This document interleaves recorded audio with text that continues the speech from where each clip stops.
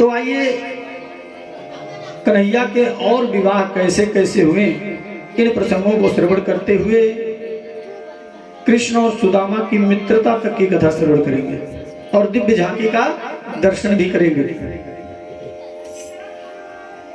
तो कहते हैं सज्जनों, दुख में तड़पो मती, सुख में फूलो मती, प्राण जाए मगर नाम भूलो मती, मुरली वाले को मन में रिझाते चलो, कृष्ण गोविंद गोपाल गाते चलो, कृष्ण गोविंद गोपाल गाते चलो। सज्जनों, प्रत्येक परिस्थिति में एक समान रहने की आदत डालें।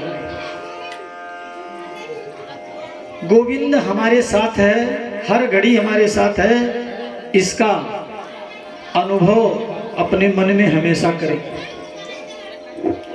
इससे बड़ी बात और कुछ हो ही नहीं सकती है, कदाचित नहीं हो सकती।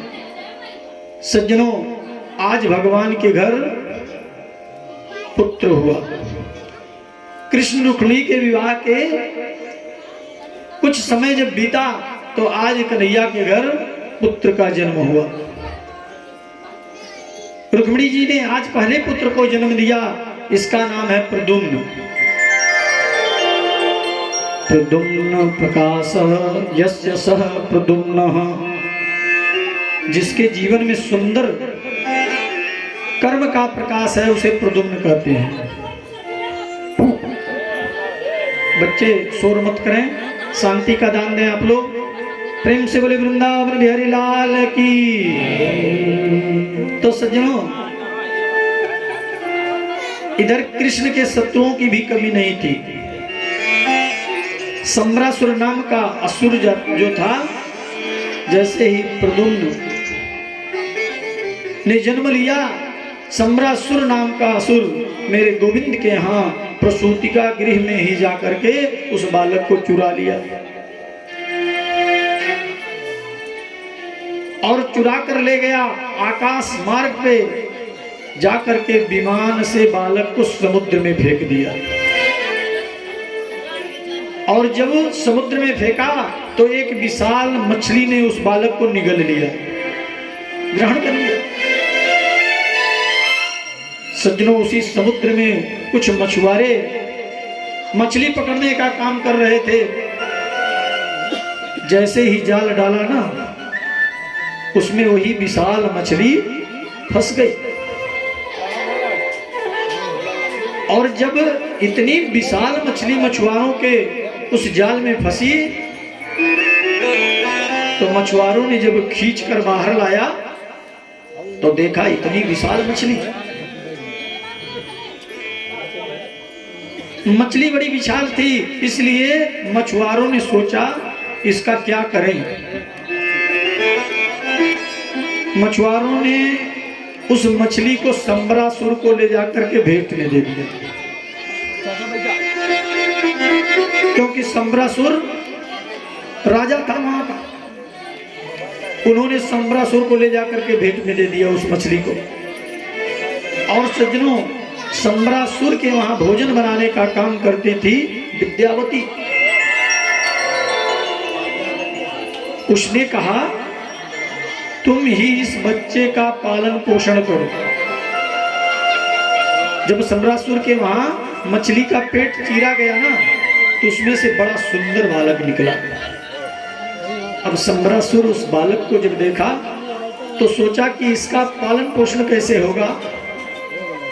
सो सम्रासुर के वहां जो भोजन बनाने का काम कर रही थी विद्यावती, उस विद्यावती को सौंप दिया सम्रासुर ने कि इस बालक का पालन पोषण तुम ही करो। विद्यावती के कान में संत नारद जी ने आकर के कह दिया कि जिस बालक का तुम लालन पोषण करने जा रही हो, जिस बालक को तुम गोद में लेकर के खिला रही हो, यही बालक तुम्हारा पति होगा। ध्यान दीजिएगा, संत नारद ने कान में आकर के बता दिया कि जिस बालक को तुम गोद में लेकर के खिला रही हो यही बालक तुम्हारा पति होगा। जब शिवती सर नयन उघारा निरकत काम बयऊ जरी छारा। सज्जनों, भगवान शिव ने जब कामदेव को जला करके भस्म कर दिया था तो कामदेव की पत्नी रति जो थी ना रुदन करने लगी, विलाप करने लगी। भगवान शिव ने कहा तुम्हारा पति,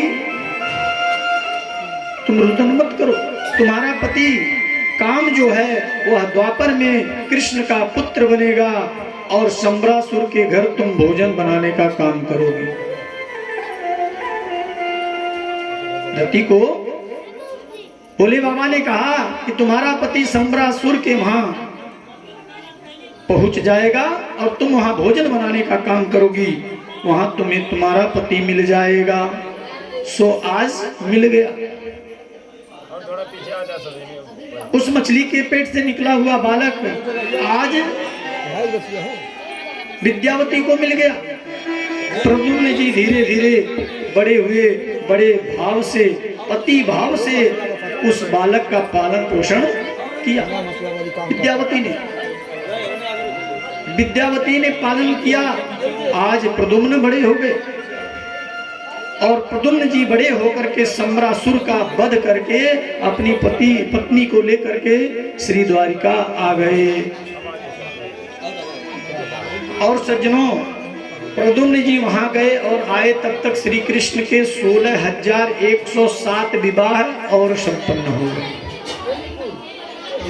इतने दिनों के बीच में 16,107 विवाह और संपन्न हुए। मेरे कन्हैया के पूरे विवाह कितने हुए? एक विवाह का प्रसंग आप सब लोगों ने श्रवण किया, रात्रि में बड़ी दिव्य झांकी का दर्शन भी किया। कन्हैया के पूरे विवाह 16,108। एक बात कहूं, भगवान के 16,108 जो विवाह है ना, और विवाह होकर के जो पत्नियां हैं, अरे सज्जनों वो तो साक्षात सबके पति हैं, वो तो सर्व व्यापी हैं। परमात्मा ही तो सबके सच्चे पति हैं, सबके प्राणपति, सच्चे प्राणपति परमात्मा तो है। भगवान का दूसरा विवाह सज्जनों भालू के बेटी के साथ हुआ। जामवंत जी की पुत्री है, जामवंती के साथ भगवान का दूसरा विवाह हुआ। परीक्षित बड़ी उत्सुकता से सुन रहे हैं। परीक्षित जी बोले, गुरुवर मेरी समझ में नहीं आया कि भालू की पुत्री और कृष्ण की पत्नी, ये बात तो मेरे समझ में नहीं आई। सुखदेव जी कहते हैं, राजन द्वारिका में एक राजा आए थे,